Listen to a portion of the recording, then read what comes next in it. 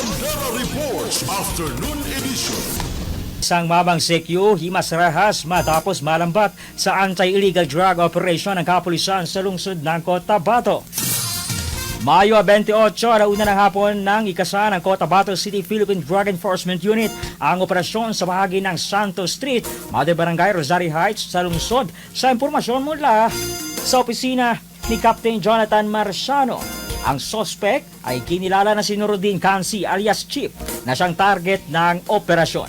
Sumasideline umano ang sospek sa kanyang trabaho bilang gwardya o security guard ang pagtutulak ng iligal na droga.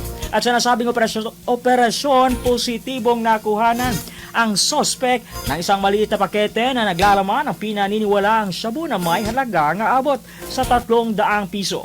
Matapos ang ilang dokumentasyon sa matagumpay na operasyon, agad na kinustodiya ang nasabing gwardya na ngayon ay bantay sarado na sa piitan ng Istasyon 1 ng lungsod at maharap sa iligal na bentahan ng droga sa ilalim ng Comprehensive Dangerous Drugs Act ng Republic Act 9165. Bandera Reports Afternoon Edition.